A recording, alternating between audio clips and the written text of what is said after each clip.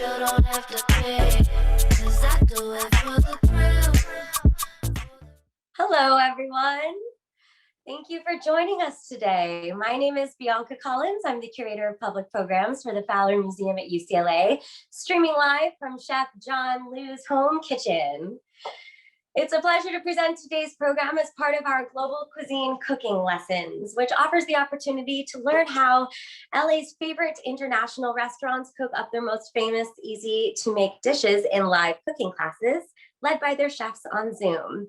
It turns out when food is your love language, some secrets are too good not to share. LA is buzzing about Chifa LA, the hip new Peruvian, Chinese, Taiwanese restaurant in Eagle Rock with lots of flair. An intergenerational family affair, it goes back to the original Chifa, a Cantonese restaurant run by the matriarch in Lima, Peru in the 1970s. Today, we are joined by head chef John Liu, who will teach us how to make vegetarian tacu tacu with a fried egg and salsa criolla, a simple Peruvian dish that stems from North Africa. While this dish is typically consumed at breakfast, it's delicious at any time of day. Ingredients lists were sent upon RSVP, so I hope that you have joined us today with your ingredients prepared and ready to cook. If you have any questions during this program, please do submit them through the Q&A function found at the bottom of your Zoom screen. We'll address them as soon as possible. And that's it. Let's get cooking. All right, John. It's all you. Thank you, Bianca. And thank you for letting me beam into your living room or classroom or bedroom and allow me the opportunity to share one of my favorite dishes with you today. Let me start out by kind of throwing out the phrase comfort food. Now, when I say comfort food, what do you feel? Usually it's something that evokes a childhood memory or something where you're not feeling so good and you want to eat it to make you feel better, like after a hard night of partying. Or if you're feeling good, eating it makes you feel even better, right? So Tacu Tacu is one of those dishes for me. So what is Tacu Tacu? Essentially, it's rice and beans mixed together and fried. So it's very simple, but simple, as we'll find out, can be very delicious. So what I'd like to do in our time together is walk through a little bit of where Tacu Tacu comes from, how it can be enhanced, talk through the ingredients list, just make sure we're all organized, and then embark on our journey of actually making Tacu Tacu. All right. So before I begin, I just want to make sure, reiterate what Bianca kind of said, which is this is an interactive class. Absolutely. So if you need me to kind of repeat something or slow down, just let us know and Bianca will throw a shoe at me. Yes, and I see some people asking for the ingredients list, which should have been shared in your confirmation email, but Libby, if you can just enter those into the chat, I think that will help out June and W here. Thanks, guys. All right, let's get started. Well, let's go to something every kitchen should have, which is a map of the continents. Here I have one of South America. Of course, I put a pin in Peru. And the reason I wanted to show this is that Peru is a geographically diverse country. So there's the Pacific Ocean on one side, it's divided by the high altitude Andes, and it has the Amazon on the east side. So it's a very geographically diverse land. It's actually twice the size of Texas, and population-wise, it's about 32 million, which is about the same as California. Wow. But with the 32 million, it's also very ethnically and culturally diverse. And I think between those two factors, the geography and the culture, that's what gives Peruvian cuisine such a rich and vibrant history. And celebrating diversity and heritage of food is something we'd like to celebrate at Chifa. So that is why this is one of our favorite dishes. Awesome. So Tacu Tacu is really created by African slaves. And if you go back sort of to the history of migration in Peru, obviously it was the seat of the Incan Empire. But towards the 14th, 15th century, the Spanish colonization, they brought slaves with them, African and then Chinese slaves and servants, and followed by Japanese. So they have kind of created this culinary melting pot. And so with Tacu Tacu, the African slaves basically, in order to feed themselves, found what was available to them. And so the ingredients that were brought from some of the other cultures, like beans and rice, that's what they had. And so they invented Tacu Tacu. And so that also kind of led into sort of this Afro-Peruvian sort of fusion cuisine. So how Tacu Tacu kind of has evolved today, it's, as you mentioned, it's sort of a staple that's eaten for breakfast, but even eaten throughout the day. In fact, that's the beauty of Tacu Tacu, which is it's simple, it's economical, it's not expensive or extravagant, but it's also versatile. So if you want to make it your own, you can make it your own. So at its base, it's rice and beans, so it's vegan, but some people add meat, like shredded pork or leftover barbecue. And if you really want to go all out, make it luxurious, you can add seafood like shrimp, calamari, scallops, whatever you want. So you really truly can make it your own. So it could be a very, easy dish to something that you can serve to guests. Awesome. And we're making vegetarian Tacu Tacu today. Vegetarian Tacu Tacu. And when we were in Lima 3 years ago for a big family reunion, this is what I ate every day.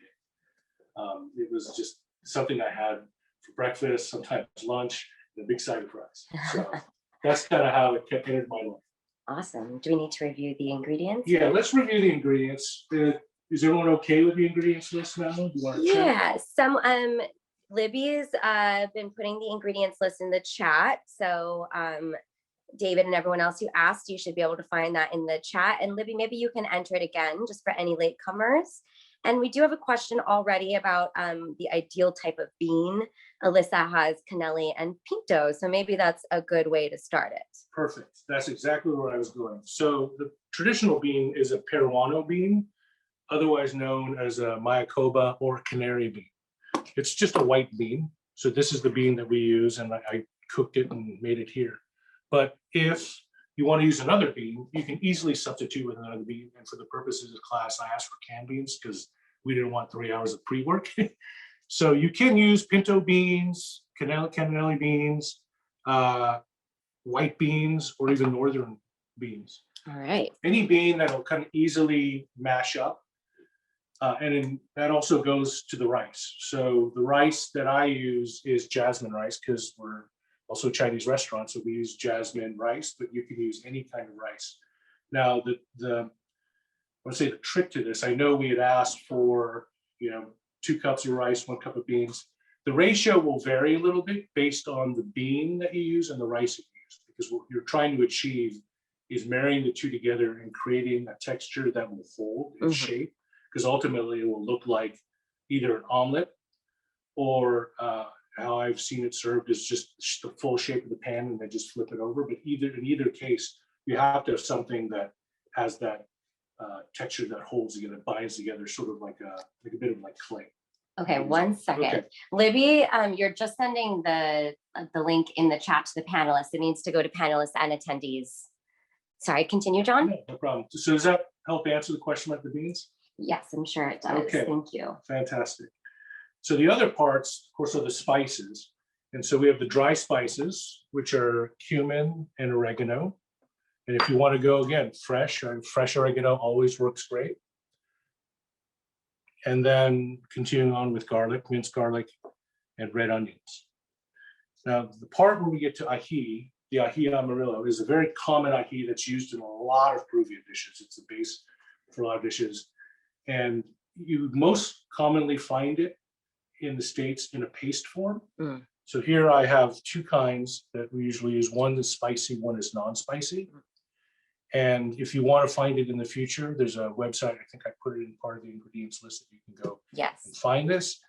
If you want to buy the actual pepper, you can also find it at those sites. It's usually frozen and it's fairly pricey in terms of the cost and then the shipping of it. Right. So if you want to substitute it, you can always take a regular bell pepper.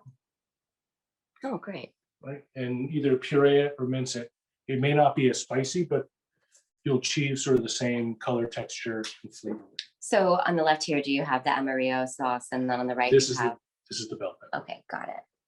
So just to give an example of how it might look. And someone's wondering if it's okay if they're not using red onion. That's perfectly fine. All right, great. And can people make this in a larger quantity and then save in the freezer? Absolutely. Okay. So what you can do is, as you'll see, there's a pre-cooking part where you mix it together and you form sort of, I would call it the dough. You can save that part and then take it out later and then fry that part. Or you can fry it and then save it for later in portions. But the ratio is, between 2 parts rice and 1.5 parts beef. So if you keep that ratio and just scale up, if you want to make it for 1 person, 2 people, say it for 4 and it's all really for you. You can do whatever you want. All So right. hopefully that makes sense.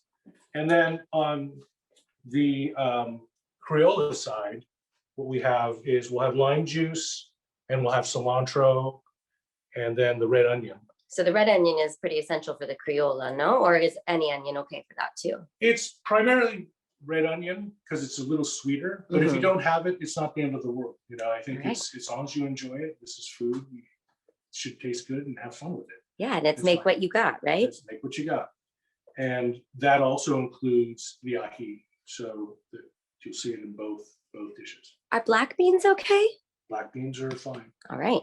As long as they are soft enough to mash, it just depends on obviously the portion and how much work you have to do mash.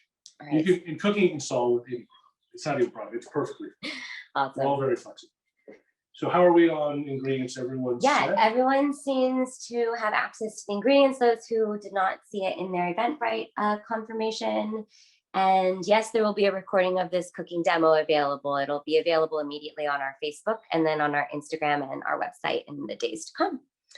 All right. Awesome. So if there are any more questions about the ingredients, everyone's got the right tools. Let's talk about maybe we should talk about the tools and equipment. All right. Lower the stove. So I know I asked for a cast iron pan. I know that's not something that everyone has. This is kind of my go-to. I know a lot of people have questions about pans in general, but Yes, it looks well used. yeah, it's very seasoned. It's kind of like it's like a tree. When you cut a tree and you get the rings, it tells the life of the tree. Well, cast iron, if you use it enough, somewhere there's a burger from 2012 in here. But the reason I like cast iron is that the more seasoned it gets, it naturally is non-stick. And then it can take an intense amount of heat. You can throw it in the oven, you can put it on an open fire. And so for the purposes of making something like Tacu Tacu, where you want a nice sear, this is a great pan. But again, I'm sure they'll say, if I don't have cast iron, does it work? Absolutely. If you have stainless steel, non-stick, perfectly fine. I think you just have to adjust the time and the heat. All right. In fact, cooking is basically managing heat, your relationship with the fire. So what I'm going to do is I'm going to start the fire. And I think with cast iron, because it's so thick, it'll take a little bit of time to kind of heat up. But once it heats up, it holds the heat. And you want to start getting your pans hot. So it's on high, heating up. If you have like a cast iron, high, medium, high, a non-stick or a stainless steel, high to medium high is okay. You want to get it hot, but you don't want to get it smoking. There's one thing that I find, because we're going to start with the red onions and the garlic. And I like to layer it. And the reason I say the heat, don't get it smoking, because when you saute the onions, you want to sweat it and get it translucent. The onions are fairly flexible.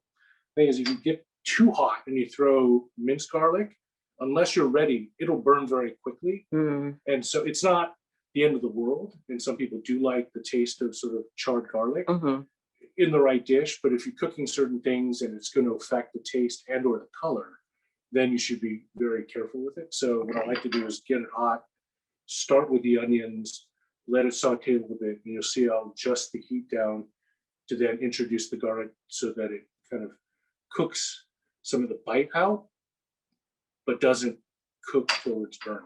All right. All right. So I know that was a mouthful. Does everyone seem okay? Yes, sorry I'm gonna for go that check the reaction. Q&A, but I'm gonna keep the camera over here so we Yeah, can watch yes. it. All right. So, how hot on the cast iron? It should be on high right now, right? High, yeah.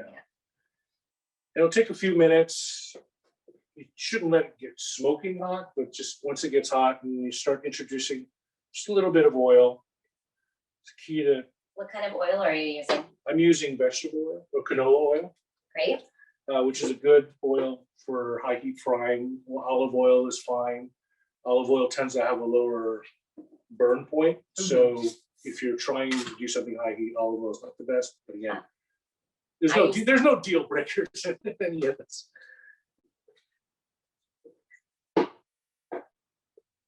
All right, we're doing great. Very few questions. That's Yeah, hopefully everyone's following along and doing it. That's hopefully what we're not typing and cooking at the same time.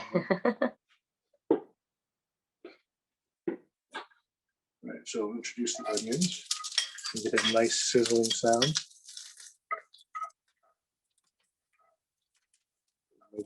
Get around, and so you want to cook it to about a minute, and have to kind of get it translucent.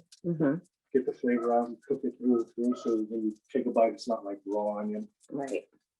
Especially red, right? Especially red and white. And then what I'm also going to do is introduce a little bit of salt. Right. You should always kind of flavor the layers as you go, and you should always taste so you don't overdo it. But the salt actually will help pull some of the moisture out. What kind of salt are you using? I'm using kosher salt. I like kosher salt because it's got a good kick to it. This is a coarse grind kosher salt. So how do you clean your cast iron? You should just wipe it with a paper towel with some oil. And if you're really trying to clean it, if you're worried about some cross-contamination or allergies, then I would rinse it with water. Try not to use soap. Yeah. Right, but just some water. And really, if you wipe it down and if you want to re-season it, just turn it on and burn it for like 15, 30 minutes to kind of season it. And then just wipe it down with some oil. Get that nice shiny patina on it. That's the best way to do it. Rosie is asking, can she use ají mirasol? Ah, yes, a little smokier, of course. You have a nice smokier flavor. Nice. To it. Yeah, if you don't have ají mirasol, you could use panca, which has got a smoky, sour taste to it, like a vinegary taste. Or you can use any sort of spicy, like even Tacu Tacu. Oh, really? Yeah, it's just a spice. It's a spice peppery component. Okay. So we put in the garlic. Garlic, and so this is where I'm going to adjust the heat down, so I don't burn my garlic. So now we're on medium. See that? Okay. So I'm going to introduce the beans right now. And the other good reason why you don't want it searing hot is because when you put something like this, it splatters. Oh, okay. And so I think that's got to cut. You can turn it low. You want to keep the liquid because it's the liquid that when it mixes with the rice, it's going to form that bind. And about how much did you put in there? Like half a can, would you say? That's about 1 can, because a can is about 15 ounces a cup. This is about a cup, so that's about 1 can. Okay, this is So about 1 can. yeah, so you can adjust as you go to see how well the rice mixes in. And this is where you guys have that metal fork. This is where you want to mash it, right? In fact, if you want to turn it down to simmer because you want to work through the beans without burning, you can. Hyper low. Yeah. Just to mash it. Just to mash it, get it hot. Again, it's allow you time because I think again it's about managing heat. If you feel like you need time, you can always like turn off the fire. Slow things down a little Yeah, bit. I know people that work with and then just when they get a little behind, it kind of freaks people out a little bit. But you can just turn it off. So don't drain the beans. Don't drain the beans. We want that juice. It's important to keep the juice. And if you did drain the beans, you just introduce the water. Just put some water in. Okay, so yeah, someone said they drained the beans by accident, so they can just add a little bit of water. No, it's not a problem. I mean, I don't think we were clear in the ingredients either, right? Ingredients list, so that's fine. In fact, I find I might have to add a little moisture myself. Someone's asking, what about ají sobremesa? All good. All good. I don't think there's a wrong answer. So how are you? The taste will just vary. Yes. Oh no, I was just gonna say, what's the ratio? Would you say like 2 to 1 here? What I'm gonna do is, usually it's more beans and rice. I'm gonna do 1-to-1. Let's see, I'm gonna introduce rice. So I have 2 cups of rice here. And I'm gonna mix it in the see play around with it until it gets to. So if I put 1 cup to 1 cup of beans and 1 cup of rice, it probably would be right. Okay. If you don't want to use the fork, you can always use a potato masher. But Cool. give the Thor. So I'm gonna put in about a cup there. We got 1 cup of rice in there. Yeah. And then you want to add also. Now you want to put in about a teaspoon of oregano. And then a teaspoon of the cumin.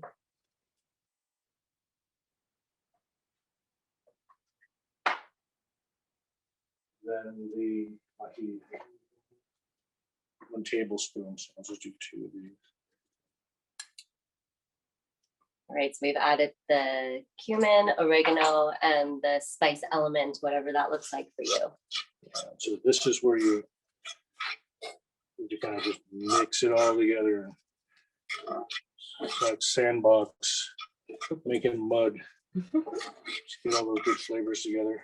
If you have a clean spoon, if you want to taste it, make sure the right saltiness. You want to add some more salt. This is the time to do it. And I also would note that if you wanted to do more than the vegetarian vegan version, you wanted to add your meat or your seafood, now's the time to do it. Okay. Because you want it all kind of warm and pasted together.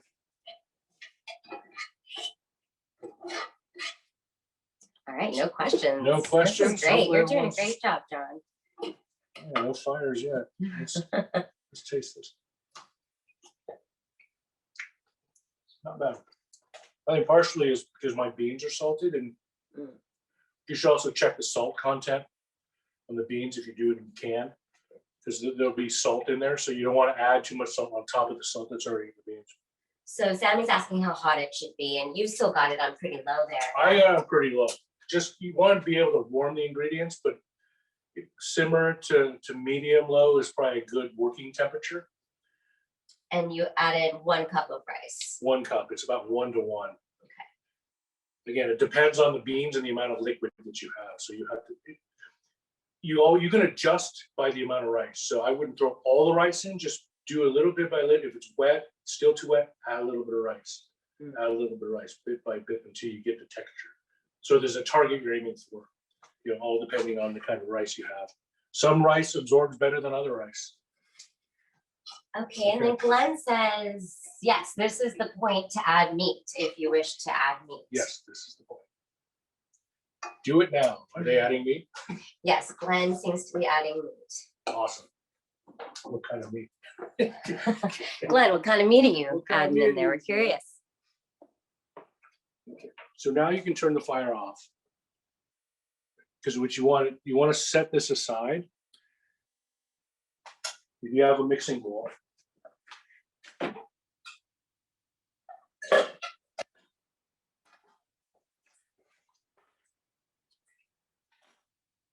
This is where, if you're already using a cast iron pan, be careful, you get a towel that you can burn yourself. You want to scrape it into the bowl. And you want to let it sit for about 10 to 15 and just let it get sticky. All right. So if it's not completely hot or cooked through, I wouldn't worry, because you're going to reintroduce this into the pan and then you're really going to put a high heat on it. So Okay. I wouldn't worry about it. But you can see right now, this is kind of the shape you want. You can shape, Right. right? It's sticking together, holding its form. It's sticking together. And I don't know if people are having issues with that, just add more liquid. Okay. You can always add, you can't take it away. But if you put too much, you just add rice. You can always fix it by adding one thing or the other. Right. You might end up Just with to a little- balance it out. balance it out. You might end up with a little more than what you wanted, but it's still a good product. All right, let's see what these, so Glenn said he's adding in pork. Nice. And can this dish be prepared utilizing an electric stove? Yes, absolutely. Great. Absolutely. Oh, interesting. Someone says, "Hi, chef. I have my Spanish 3 class here from Pasadena City College. Can you share some Peruvian slang with the students? Do you happen to know any?" Not that I could share in public. I think my wife is probably the better one because she's the one that grew up in Peru. Okay. I've learned recipes from her, but All right. No worries. sorry to disappoint. Okay, and yes, we added the ají, right, with the spices and with the herbs. So that should be in the mixture sitting in the bowl right now. It should be sitting in the mixture bowl. So, and the lime juice doesn't come until later. Well, this is what I want to pivot to. So now we can make the criolla. Mm-hmm. So this is where you get to slice the red onion or whatever onion you have.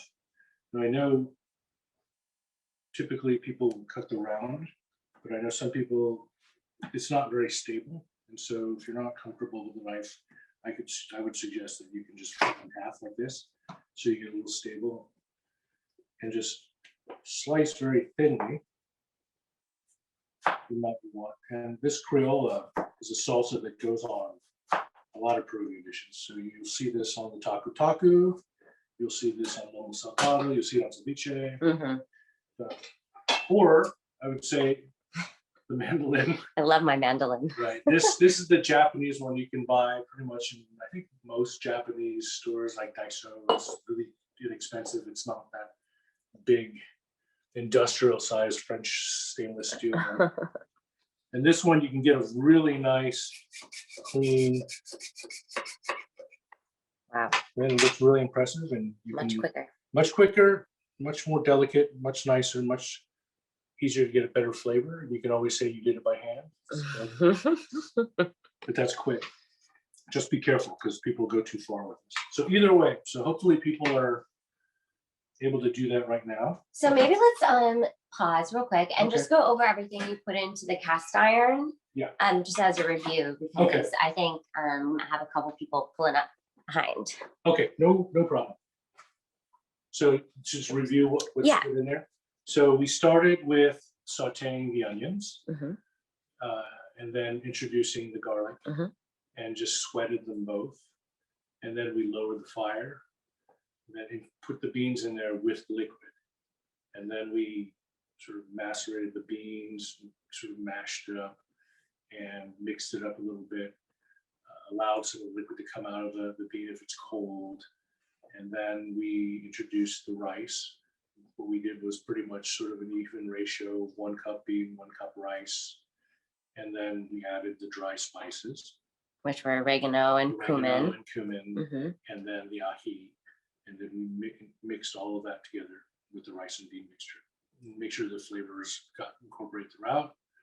We tasted it, seasoned with salt, add pepper if you want. I didn't add any pepper, but you can season at this point. And then you just kind of mixed it and made sure you got a right sort of texture to it.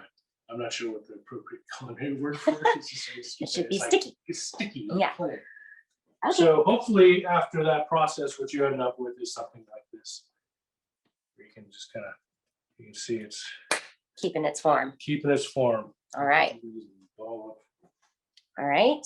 And then how much, okay, so Ms. Miller is ahead of us. All right, let's see what's up next. We're good? Everyone's caught up? Yep.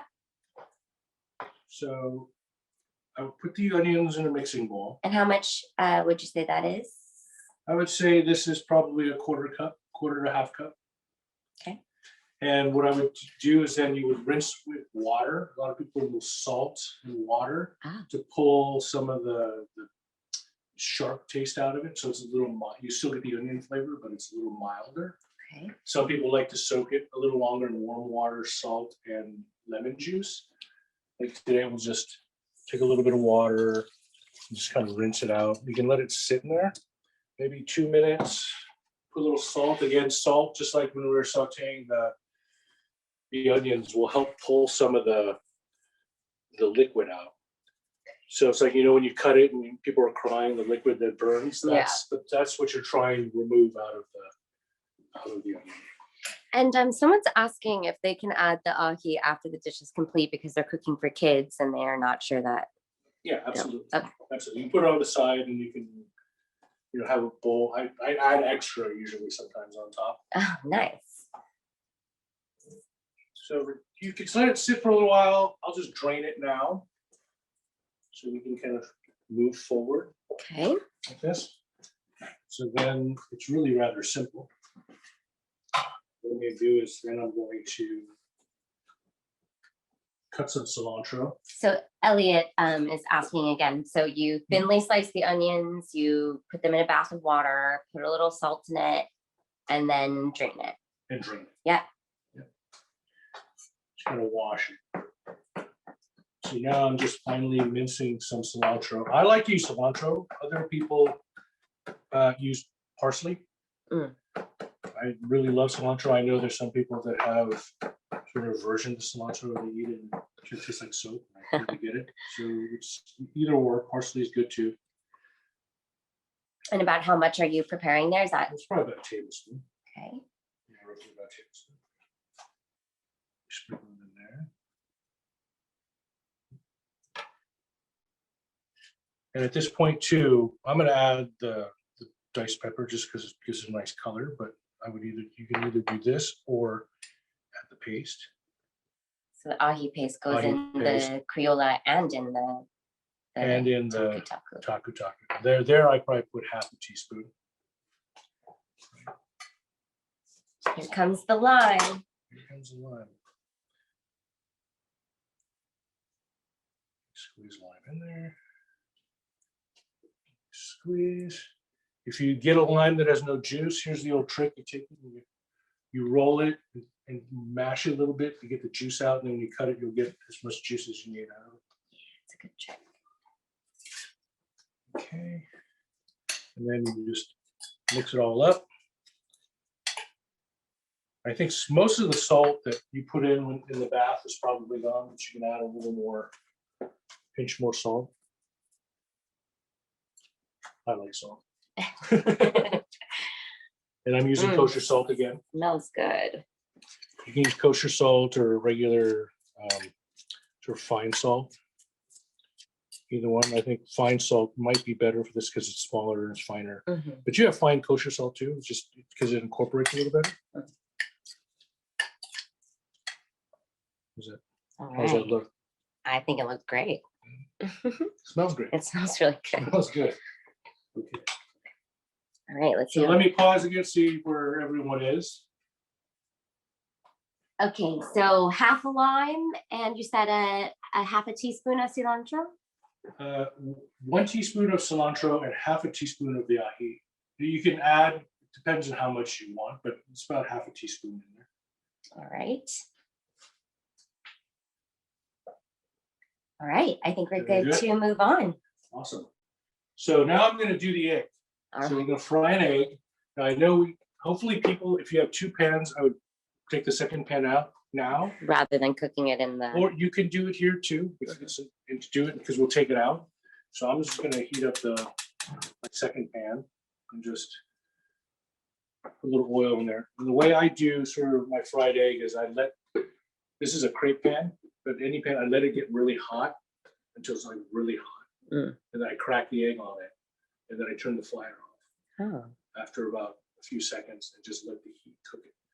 So it doesn't, because I'd like it evenly cooked. That's kind of with a nice raw egg, but raw yolk.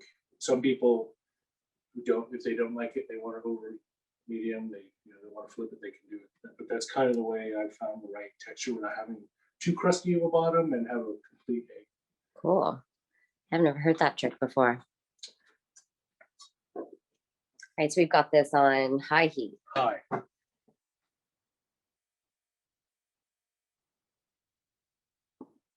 Of course, if you have a nonstick pan, this is really easy. Right. It'll slide right out.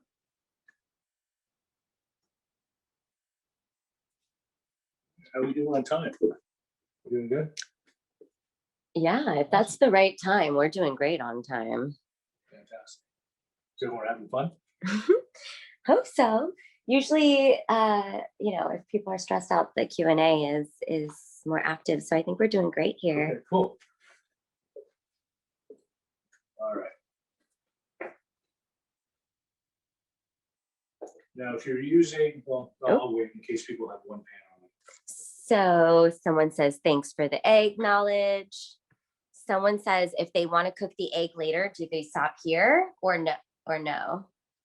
Yeah, you can stop here and then wait and then do the egg later. Is it So they would not cook the egg now, but they would do the other steps? just go, because the next step is just completing the taku taku. Okay. So you can So yeah, kind you of pause now. go in a holding pattern. Okay. And is this dish on the Chifa menu? It's going to be. It's So going you to guys are be. getting a preview. Awesome. Oh, Laura says that they're having loads of fun. Jennifer says it's great. Kenneth thinks that we're doing a great job. And then Alejandro Lee says we need to invite him again for a lomo saltado. Oh, okay. What's that? It's another Peruvian dish. It's a staple along with the brasa and arroz con pollo. It's a steak on fries. Oh, That's got like a various influences, especially Chinese, because there's soy sauce and then it's fried together with fries and steak and tomatoes. And, wow. sorry, turn it off. All right, so the flame is off, and we are just now letting the egg. So I like it. If you want it more well done, then obviously I would turn it to like low. But this is off now. It's just a hot pan. Done, pan. And I think part of it is like it's cast iron, so the heat will continue. Mhm. So if you're using nonstick, the heat will dissipate. So I wouldn't recommend this to high and off. Okay, so if you're using nonstick, just keep it on. That's great. Smells like a nice orange yolk. So about how long do you leave it on the pan? Well, since I will leave it until I'm ready to plate it over there. Okay. Keep it warm. But if you want to remove it and put it on a plate on the side, you can. Okay. Mine's a little longer because I turn it off and just let it slowly cook. So are people ready to move to the other? Yeah, I to the think top so. Yep. So Kenneth, we're just keeping the egg until we're ready to put it on top. It's just gonna cook without any heat underneath it in the cast iron. Okay. Folks are ready? So we're turning the heat back on the cast iron. Put some oil. And let this get really hot. So I'm gonna lay it on this side because when I plate it, I'm gonna do the old omelet technique. You're gonna do the what technique? The French omelet technique, where you Oh. grab it like this and you flip it over. Because the shape I like, I want an omelet-like shape like this, so I can flip it over onto the plate.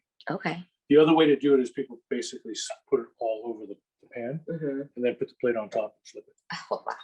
This all But sounds either- very hard. Yeah, no, flipping it is actually the easiest. Trying to like delicately lift it out is a trick. You're just throwing it out. Okay? But I would also say be patient with this one. A good crust, like a sucrana, it's really nice. So I wouldn't rush it. And if you do it too early, it might stick. So sometimes you see it sticking. Just calm down, be patient, and just let the cooking process, because it will slowly separate. Oh, It will slowly separate. what'd you say the name is for the crust? It's a sakura. It's like for paella Oh, I see. or Like in that. Chinese it's a guatia, which is like a scrape. There's always a crust on the bottom of like a clay pot rice. It's most desired. Is most desired. So now I'm going to put it back in. This is where you get to kind of play around some more.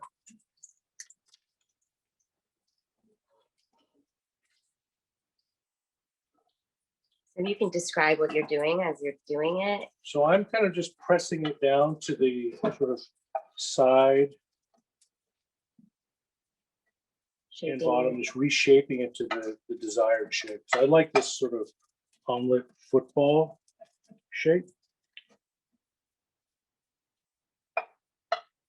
And that's also the oiled side, right? Yeah, and then I'm going to put some oil on the side so you can kind of cook it like this too. All right, we flipped it on. Flipped it on. And hopefully it'll hold. If it doesn't, you can always kind of reshape it. Make it look pretty. Make it pretty. Nice crust. It's a nice crust. I mean, we could have even gone even more.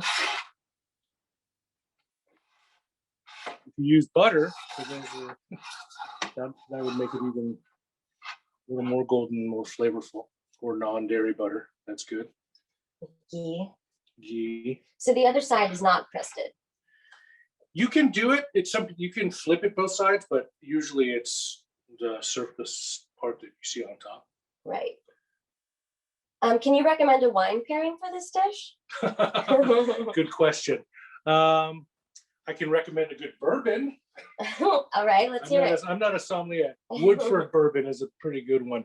But I don't know if there's anyone in the audience who would be qualified as a sommelier. Or... Oh, well, let's see. That's a great question.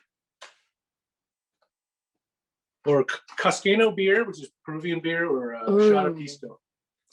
Yes. Right? That sounds great. Especially at 8 in the morning.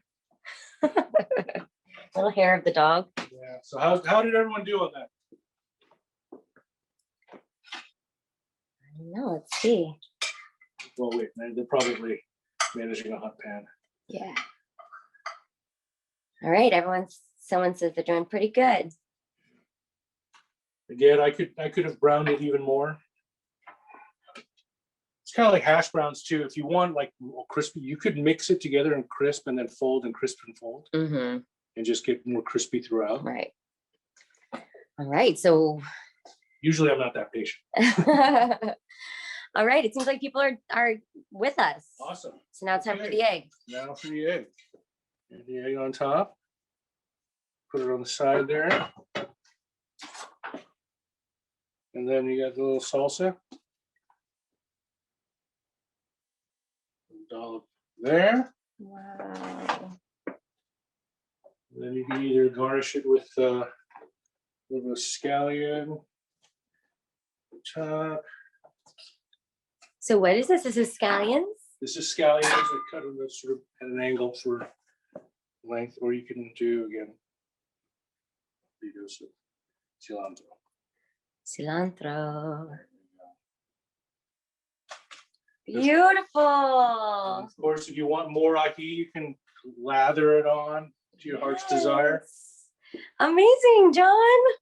Thank you so So much. that was Yes. enjoyable. Oh, great. Elliot says that his ended up perfect. Awesome. Yes. And the egg shouldn't be cold, right? Because it was on that hot pan. No, it shouldn't be. This kept its heat. Yeah. Awesome. Well, thank you so much, John. Thank you.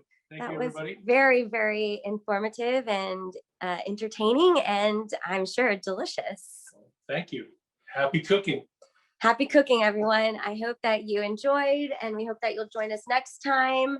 We're going to be sending a program recording to everyone who RSVP'd. So you'll be able to find that in your inboxes. You can also check out the Fowler Museum Facebook, where the program recording will be available immediately if you guys need to check back on any of these steps. Thanks so much again for joining us, everyone. I hope that you guys have a great day and evening, and we will see you next time. Baba Booey. Bye. Bye.